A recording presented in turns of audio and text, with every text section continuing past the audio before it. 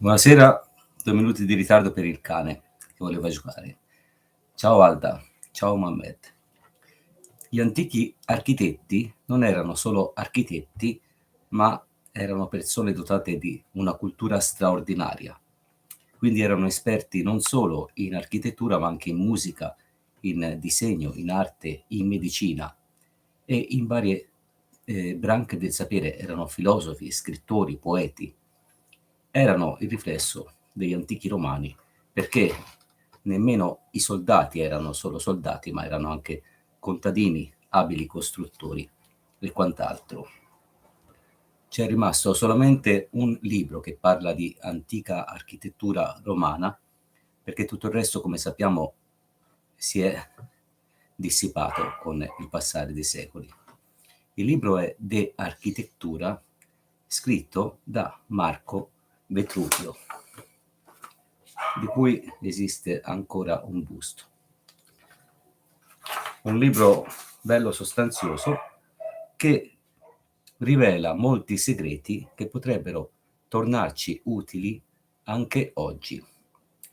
L'argomento di questo video è risparmiare gas, elettricità e far sì che la casa sia un luogo dove ci sia poca circolazione di ospiti sgraditi, per esempio di virus.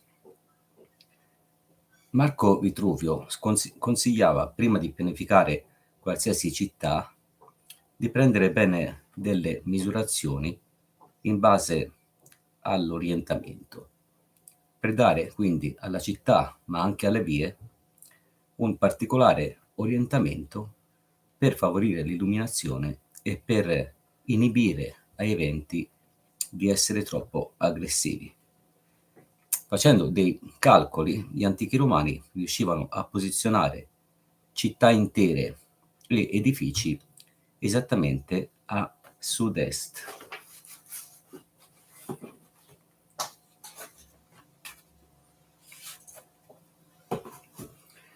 Questo faceva sì che gli edifici, tramite le finestre e tramite anche apposite fessure, potessero ricevere la luce solare per 12 ore al giorno in tutte le stagioni, quindi per 365 giorni l'anno.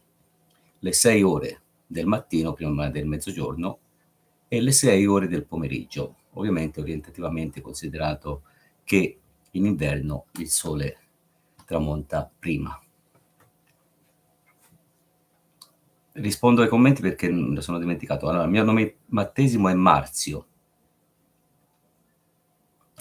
E facendo così, orientando così gli edifici, si guadagnava illuminazione praticamente per gran parte della giornata. Non solo illuminazione, ma anche calore utile d'inverno. E conseguentemente, come era sempre tenuto in molta considerazione, il sole, apportando la luce solare all'interno degli edifici, garantiva la salubrità dei luoghi. Anche le antiche scuole, quindi le accademie, erano appositamente orientate in questa direzione per far sì che la mattina le stanze ricevessero una luce appropriata di sole, quindi non solo diretto, che avrebbe accecato i discenti dell'antica Roma, ma un sole trasversale che avrebbe da una parte illuminato e riscaldato, dall'altra avrebbe mantenuto sostanzialmente sterili i luoghi per far sì che le malattie circolassero meno. Alcune scuole del passato, quindi di 200 anni fa circa, così come alcuni ospedali, grazie al genio di architetti del passato, furono orientati in questo senso con grandi benefici per l'illuminazione, per il calore e anche per la salute di tutti. Purtroppo questa conoscenza si è persa e alcuni architetti l'hanno dimenticata. Sarebbe necessario ripristinarle anche in ottica futura, anche perché, come abbiamo visto, le tasse di luce e di elettricità stanno crescendo, sia la luce che l'elettricità vengono create attualmente con centrali che bruciano qualcosa che poi si disperde nell'aria. Quindi riuscire a ridurre il consumo di luce e di gas semplicemente rivedendo l'orientamento delle strutture future potrebbe contribuire non poco al pianeta tutto. Ma facciamo un esperimento per vedere se davvero orientando in maniera adeguata un edificio si ottiene luce per quasi tutta la giornata.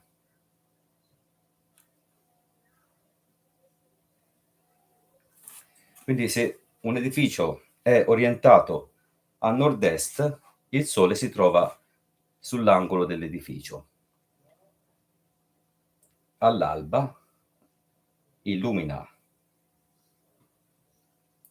alcune stanze, sale e tramite una finestra centrale, tipo quella del Pantheon, illumina anche dall'alto, sale, mi sa che è scarico, e all'atto del tramonto va a illuminare anche la seconda parte. Ripeto l'esperimento e spengo la luce, così si vede meglio. Purtroppo il LED ha poca carica.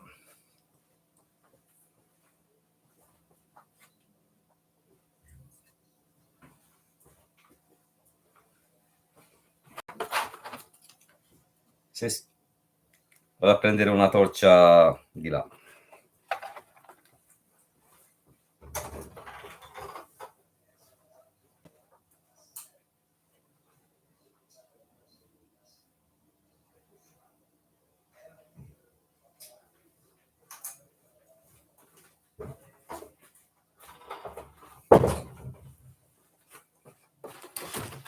Rivediamo l'esperimento. Questo è il sole orientato verso l'angolo della casa, quindi orientato a sud-est. Salendo inizia a entrare nelle stanze quando è nella posizione del mezzogiorno, quindi allo zenith, illumina la parte centrale della casa, quando tramonta va a illuminare l'altra parte della casa. Nessuna parte della casa rimane esclusa dall'illuminazione solare, quindi dal calore e quindi dal potere benefico del sole. Faccio rivedere. Alba, illuminazione di una parte della casa, anzi di due parti, di due lati. Il sole sale, illuminazione dall'alto. Il sole va a tramontare dalla parte opposta, quindi a nord-ovest, e a illuminare l'altra parte della casa.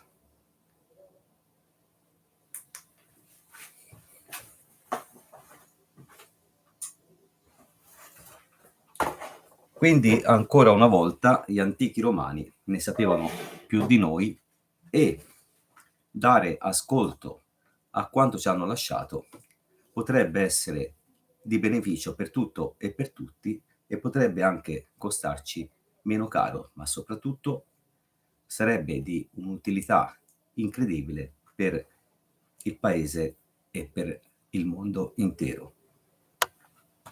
Con questo contributo vi ringrazio per essere stati presenti. Arrivederci.